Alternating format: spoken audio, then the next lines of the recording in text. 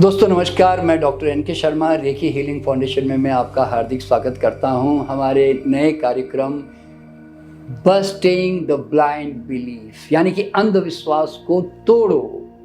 दोस्तों, सदियों पुराने अंधविश्वास, पाखंड और भय कब तक मेंटेन करोगे?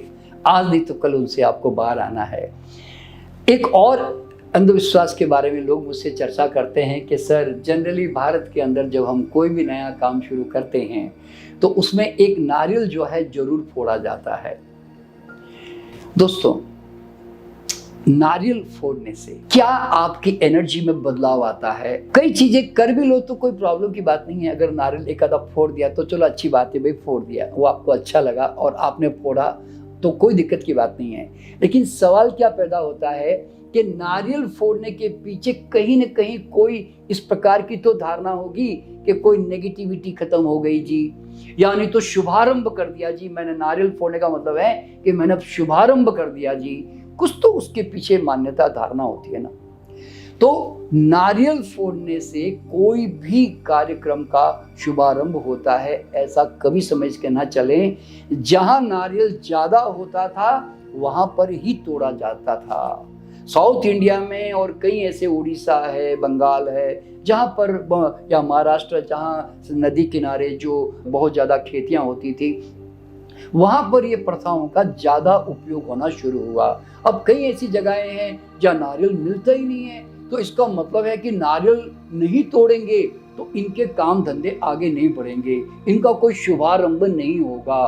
तो मैंने जैसे कि पहले भी वीडियो में बताया, अरे भाई, भारत के अलावा और सिर्फ हिंदू धर्म के अलावा और किसी भी जात में अब न क्रिश्चियन तोड़ता है, न कोई मुस्लिम तोड़ता है, न अफ्रीकन तोड़ता है, न चाइनीज तोड़ता है, न कोरियन तोड़ता है।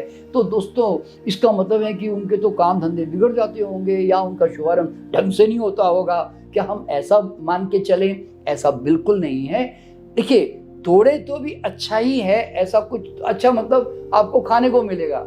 और सच बात बताऊं, नारियल को हर शुभ कार्यक्रम में तोड़ने के पीछे या पूजा में रखने के पीछे जो मुख्य जो नियम रहा है वो ये कि किसी भी तरह आदमी नारियल के साथ जुड़े और नारियल को खाएं। देखो, आप नारियल तोड़ोगे तो फेंकोगे तो नहीं ना, खाओगे ना, पूजा में रखोगे तो खाओगे ना, बांटोगे भी तो खाओगे ना।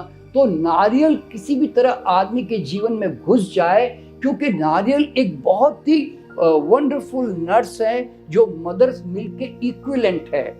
और इसको श्रीफल कहा गया, कदली फल कहा गया, जो कि उसके अंदर पूर्ण पोषण है। मैं आपको सच बताऊं कि अगर एक आदमी चाहे तो केवल केला और नारियल, ये दो ही खाकर जो है पूरी उम्र तक आराम से जी सकता है। केला और नारियल के आगे उसको कोई पोषण की जरूरत नहीं है, क्योंकि अपने आप में वो संपूर्ण आहार है। तो उस मायने में अगर हमारे पुराने लोगों ने ये मान्यता दिमाग में रखकर कि लोगों को चलो यार, हर शुभ काम में नारियल फोड़ो तो कुछ न कुछ तो खाने का तरीका तो उनको मिल ही जाएगा, तो ये हो सकता है ये अच्छी भावना के साथ उन्होंने ये नियम बनाया हो। लेकिन हमें ये समझ के चलना है कि नारियल तोड़ा तो भी कोई दिक्कत नहीं है और ना तोड़ा तो तुम्हारा काम बिगड़ने वाला नहीं है, क्योंकि तुम्हारा काम धंधा नारियल तोड़ने के ऊपर डिपेंडेंट बिल्कुल नहीं है। तो दोस्तों, मेरा कहने का मतलब है कि कई ऐसी संस्थाएं हैं जो सिर्फ रिबन काटती है अपना काम शुरू करने के लिए, क्योंकि वो नहीं मानते नारियल को, तो उनका काम रिबन काटने से होता है। तो वो एक, देखिए, हम कोई भी नई शुरुआत करते हैं ना, तो we want to do certain ritual to open. जैसे कई लोग शैंपेन की बोतल खोलते हैं जब कोई उत्सव मनाना होता है, कई लोग टेप काट देते हैं, कई लोग और कोई चीज़ें मतलब कर देते हैं। तो वो सामाजिक एक प्रचलन होता है, रिचुअल होती है कि हमें कुछ शुरुआत करने जा रहा हूँ, वो अच्छी बात है ऐसे।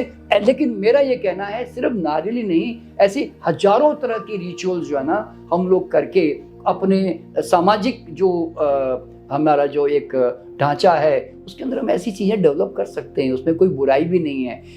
तो इसी तरह की बस धारणाओं से आप लोग जो है बाहर निकलें, जो सदियों से चले आ रहे हैं मान्यताएं, और वैज्ञानिक धारणा के साथ जुड़ें और हमारे इन वीडियो के साथ जुड़े रहें, क्योंकि हम हर वीडियो में कोई न कोई अंधविश्वास को तोड़कर आपको वैज्ञानिक धारणाओं के साथ जोड़ने का प्रयास करते रहेंगे। तो चलिए, मेरी बहुत बहुत शुभकामना। मैं फिर अलग वीडियो में आऊँगा दोबारा एक नए अंधविश्वास को तोड़ने के लिए। तब तक के लिए नमस्कार।